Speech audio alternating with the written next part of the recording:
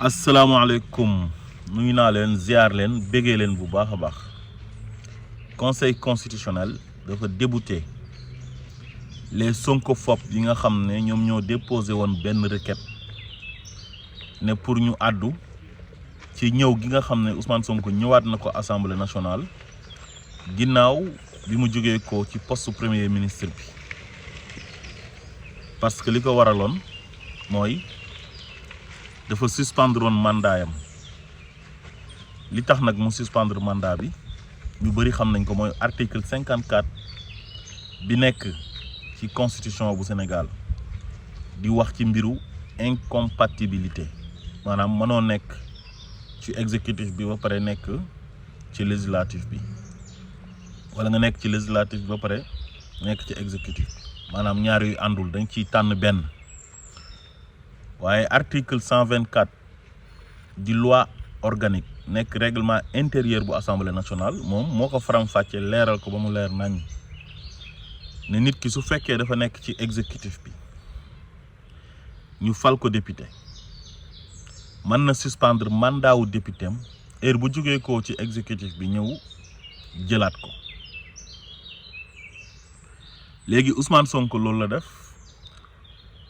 Momat Talla Ndaw loolu la def Amadou Ba loolu la def léegi bu Momat Talla Ndaw bi ak bu Amadou Ba bi dérangé wu leen ñoom mooy les sonkophobes waaye bu Ousmane Sonko bi moo leen dérangé ba tax na ñu ne Ousmane Sonko waru ñëwaat assemblée nationale rawatina nag muy nekk président de l' assemblée nationale nekk deuxième personnalité de l' état parce que ñoom dafa am benn doctrine bu leen Macky Sall bàyyee te loolu Macky Sall moo ko indi Sénégal te loolu mënoon na nekk loo xam ne luy taal Sénégal la Sénégalais yi am maturité ba toppuñ Macky Sall ci loolu mu doon def ngir taal dëkk bi pour mën a toog continuer yore dëkk bi layee li nga xam ne moom mooy instabilité dëkk bi parce que à un moment jaraloon na ko mooy xool ki nga xam ne mooy l'homme politique le plus populaire le plus aimé au Sénégal mbooloo mu bëri topp ci gannaawam ñu xam ne bu demee élection moom mooy nekk président de la République ci influence am mu fal ci ay maire fal ci ay député ñaari yoon bi Macky Sall éliminé listam boobu noonu temps Yewwi Askan Wi ci élection législative yi dafa jël ay suppléants yam daal di ci yóbbu Macky Sall ballottage mu nekkoon 14e législature léegi nit kooku nga xam ne kenn gënu ko influent ci homme politique yi nekk Sénégal heure bu élection jotee nga ne di nga def ay pexe ba du ci bokk Macky Sall moo daan def loolu moo waral dëkk ba tàkk loolu moo waraloon mu créer ko ay dossiers judiciaires en complicité avec des juges corrompus et des procureurs corrompus ak administration yam boo xam ne ci ndigalam lañ doon wéy loolu taal Sénégal mu am ay dégâts collatéraux ay nit tëj nañ leen ci kaso plus de 2000 personnes tëj boo xam ne teguwul ci yoon parce que nit ku sol t-shirt Ousmane Sonko ak nit koo xamante ni dafa takk bracelet Pastef ñu tëj la ci loolu amul ci benn démocratie ci àdduna bi ñu embargo ci Casamance Ousmane Sonko moom li mu ci daj ñëpp teg nañ ci seen bët barricade ko fi 55 jours toj vitre otoom asperge ko liquide tere ko nekk candidat ci élection yi rey ay nitam plus de 80 personnes yoo xam ne dañoo génnoon di manifester ñu dóor leen ay balu fetel ñii ay nervi jàpp leen di leen torturer ku ci mel ni Pape Ablaye Touré ak Alassane bu Sonko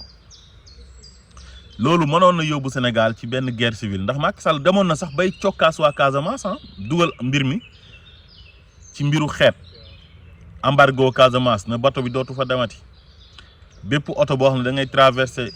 Casamance contrôle bi dafay sévère nangu passeport Ousmane Sonko ne ko doo génn ci dëkk bi xeetu ñaawteef bu nekk Macky Sall def ko te loolu taal na ay dëkk yu bëri yu nekk ci sous-région bi su ngeen fàttalikoo Côte d'Ivoire li ko taaloon mooy Alassane Ouattara mii nekk président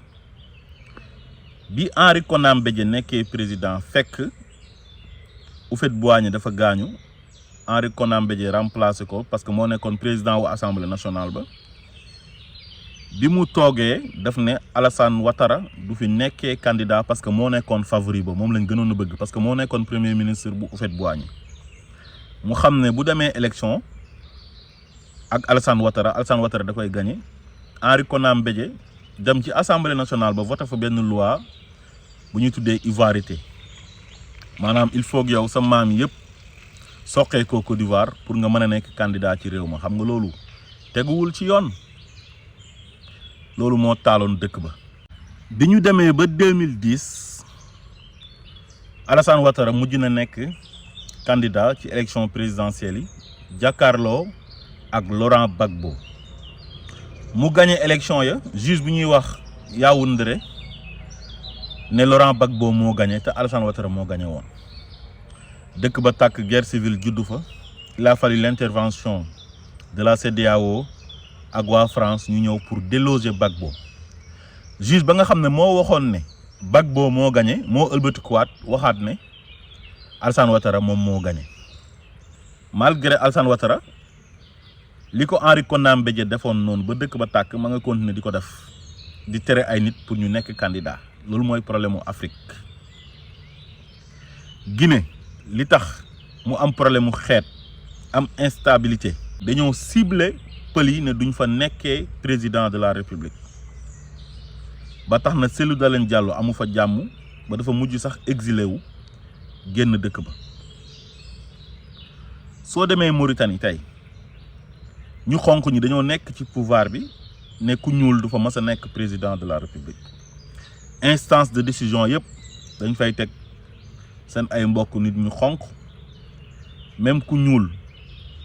bu gagné woon élection yi dañ naan ko doo fi gouverner. ñi war a wax nañ wax yëkkati seen kàddu pour tirer la sonnette d'alarme, c'est très important parce que mënuñoo nangu un groupuscule de personnes nga xam ne tekkiwuñ dara pour seen ay intérêt crypto personnel ñuy jëf ay jëf yoo xamante ni mën na taal réew mi waaye heureusement ba Sénégal nekk dëkk boo xam ne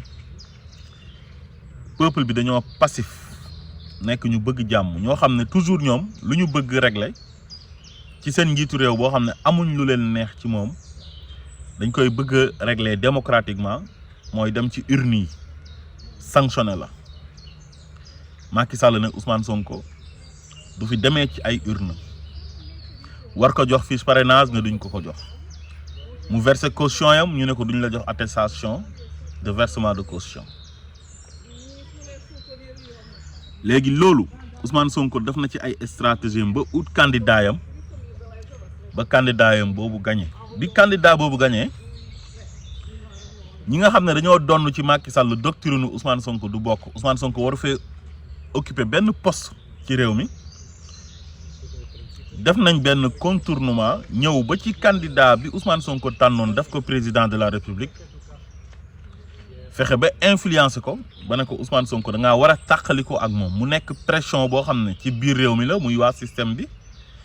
ak ci bitim réew ñoo xam ne Ousmane Sonko arrangé wu leen mu jaral ko mu wor Ousmane Sonko ba li mu digaale woon ak sénégalais yi bañ fal ko muy ne ñoom ñaar ñoo war a ànd ci exécutif bi pour programme bi ñu jaayoon sénégalais yi ñu mën kaa doxal ba Ousmane Sonko commencé woon teg plan de redressement économique et social vision Sénégal 2050 renégocier waat ay contrat wàññi prix de denrées de première nécessité yi récupérer waat ICS bu Mboro nekkoon ci dynamique bu am solo mook ay ministre am ñu influencer Diomaye ba mu wàccee ko dàq waa Pastef ci gouvernement bi waa Pastef bi nga xam ne ñoom ñoo tax sénégalais yi fal ko ndax sénégalais yi Ousmane Sonko lañ bëggoon a fal Macky Sall def ay pexeem ne Ousmane Sonko du fi faloo ñu remplacer ko ak Diomaye Faye yéeg ne moom mbir mi mbiru boppam la moom jiital jëmmi boppam sànni 54,28% yi ko faloon fële ne lijjantiwu leen faalewu leen il fait ce qu'il veut maanaam mu def détournement de suffrage coup d'état 54,28% yi ko voté loon vomir ñi nga xam ne ñoom ñooy waa système bi fi nekkoon. Amadou Ba proposé continuité ñu ne ko ñun bëgguñ continuité wu Amadou Ba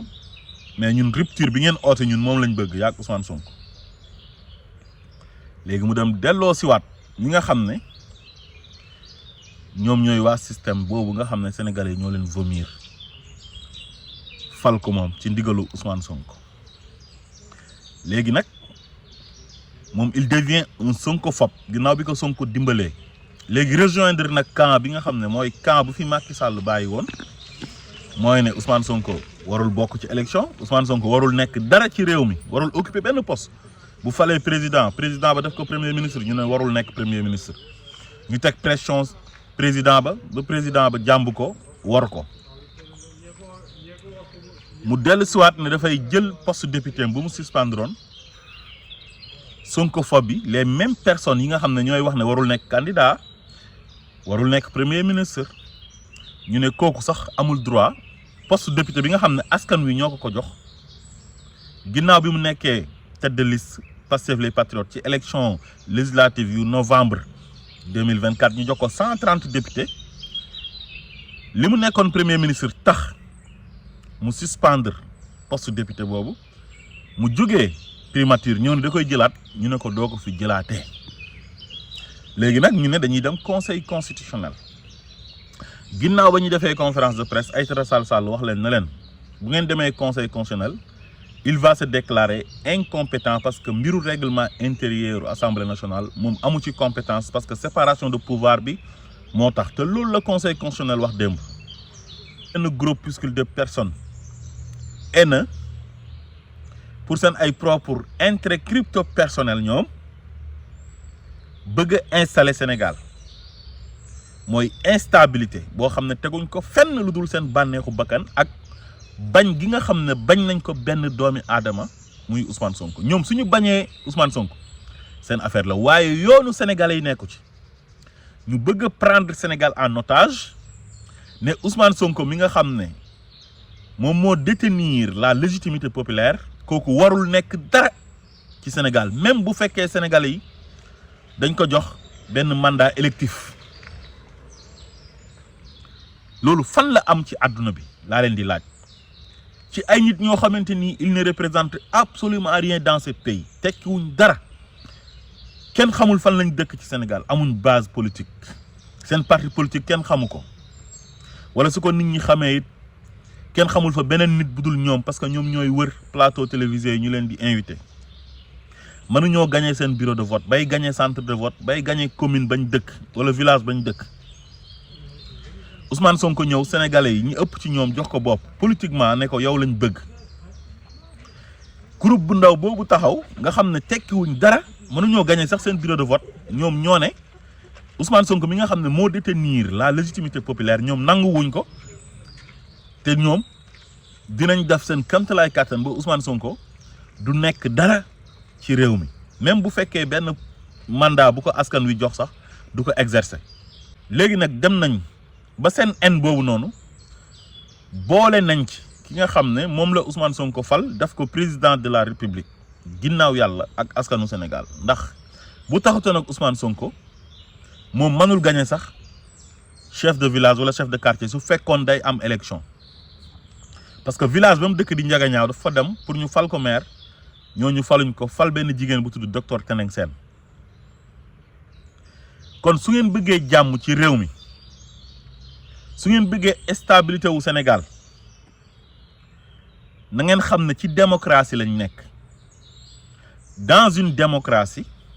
la majorité l'emporte su fekkee da ngeen a bëgg a xeex Ousmane Sonko nañ dem ci urne yi ngeen xeexee fa Ousmane Sonko teg leen seen programme ut leen seen ay argument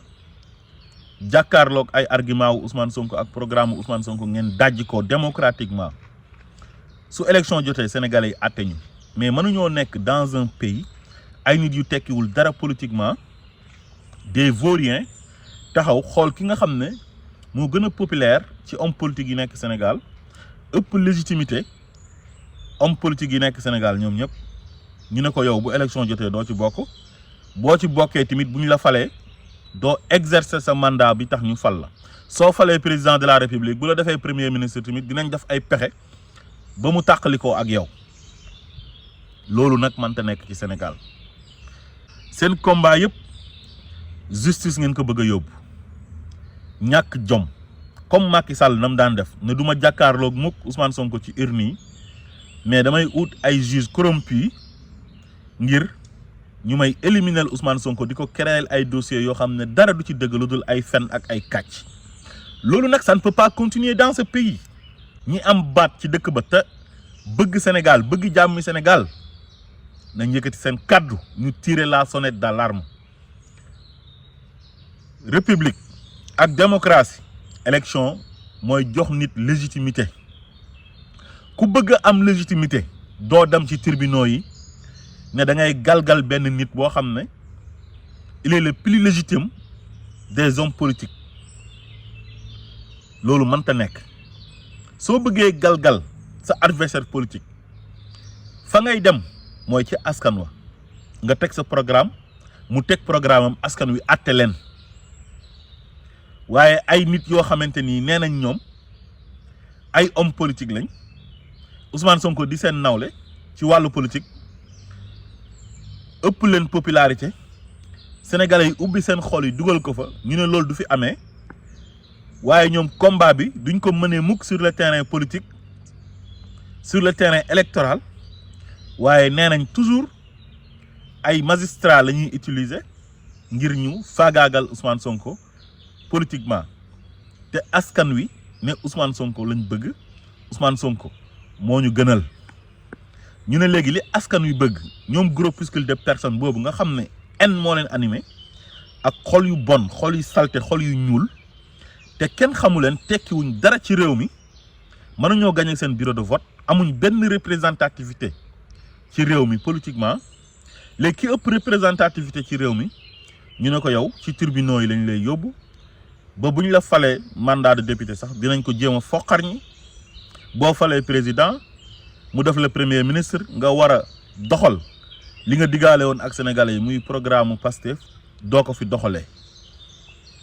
loolu mënta nekk te ça ne peut pas continuer nañu oote jàmm ci réew mi Sénégal jàmm moo fa xaj li tax réew tubaab bi am stabilité doo fa dégg mukk ay crise politique doo fa dégg mukk ay guerre civile mooy ne démocratie lañ jiital ak république bi dañuy bàyyi askan wi di tànnal seen bopp di àtteel seen bopp lu askan wi dogal ñu xam ne loolu la askan wi ku manti tànn même su fekkee nit ku bon la ñu xam ne askan wi moo ko tànn bés bu askan boobu nga xam ne moom mooy tànn demee ba xam ne kii ñu fal du waaja ñoom danañ ko follil seen bopp comme nañ ko falee woon loolu mooy indi jàmm ci réew mi te képp koo xam ne bëgg nga Sénégal képp koo xamante ni nit ku am kàddu nga ci Sénégal booy wax na nga wax dëgg ji te yàlla tax Ousmane Sonko joteewul ak ñoom dara en démocratie je le répète la majorité l'emporte bu ñuy xeex ak Ousmane Sonko nañ dem xeex ak Ousmane Sonko ci urne ya te bàyyi tribunaux yi bàyyi saaga yu ñaaw yi bàyyi xaste yi loolu ça n'a rien à voir ak politique te loolu amul place ci démocratie amul place ci république asalaamualeykum wa rahmatullah